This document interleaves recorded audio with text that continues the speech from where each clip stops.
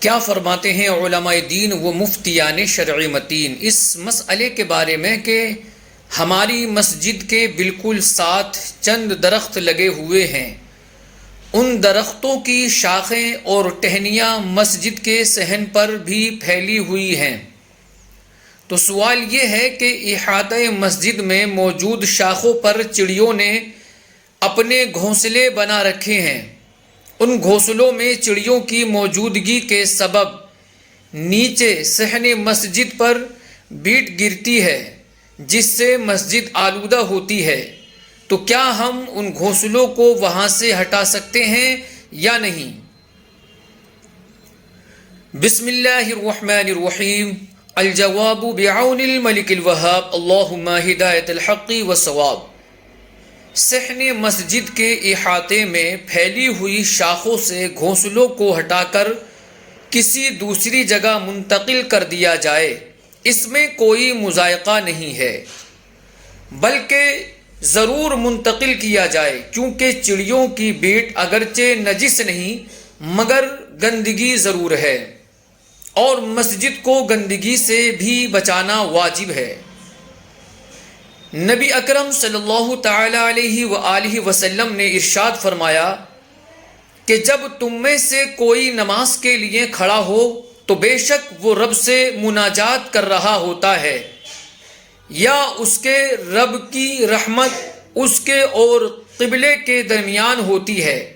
لہٰذا تم میں سے ہرگز کوئی قبلے کی طرف منہ کر کے مت تھوکے، ہاں اپنی الٹی طرف یا پیروں کے نیچے تھوک لے۔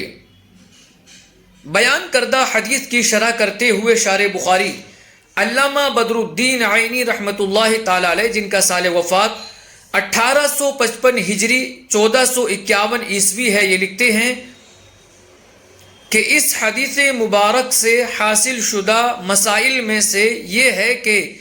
مسجد کو بدنی رطوبتوں سے بچاتے ہوئے اس کی عظمت برقرار رکھنا، سمت قبلہ کا احترام بجا لانا، اور مسجد سے تھوک اور دیگر نجاستوں کو زائل کرنا۔ یوں ہی علامہ ابن نجیم مصری حنفی رحمۃ اللہ تعالی علیہ، جن کا سال وفات 970 ہجری 1562 عیسوی ہے، یہ لکھتے ہیں کہ اگر معتکف مسجد میں اپنے سر کو دھوئے اور استعمال شدہ پانی سے مسجد کو آلودہ بھی نہ کرے تو کوئی حرج نہیں، لیکن اگر سر دھونے سے مسجد آلودہ ہوتی ہو تو اسے سر دھونے سے منع کیا جائے گا، کیونکہ مسجد کو صاف ستھرا رکھنا واجب ہے۔ چڑیوں کی بیٹ نجس نہیں بلکہ پاک ہے، چنانچہ فتاوی عالمگیری میں ہے کہ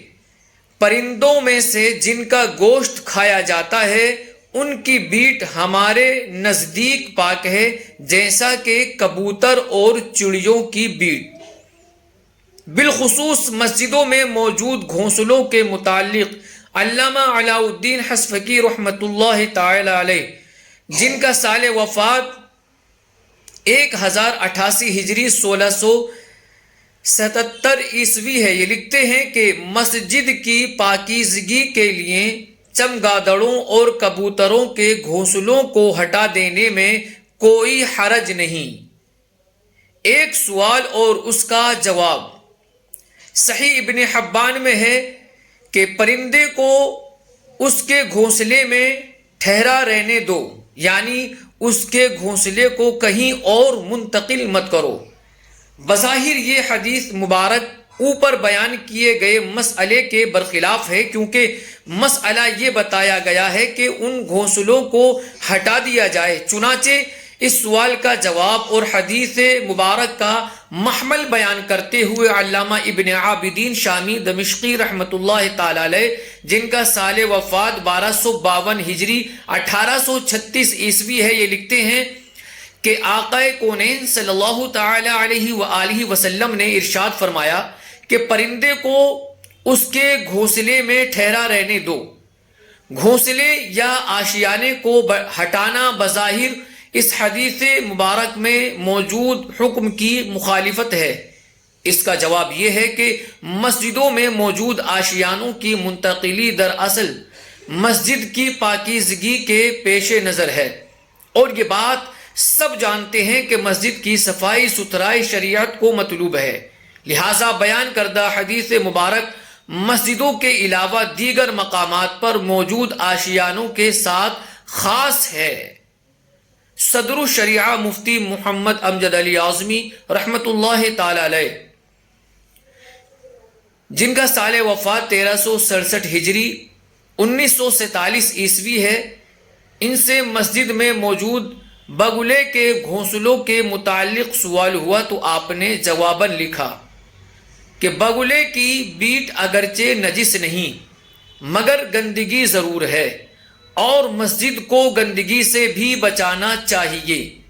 بگلے جب گھونسلے لگانے لگیں اس وقت گھونسلوں کو نوچ کر پھینک دیا جائے کہ بچے پیدا کرنے اور گندگی کی نوبت نہ آنے پائے۔ واللہ اعلم تبارک و تعالی ورسولہ اعلم صلی اللہ تعالی علیہ وسلم۔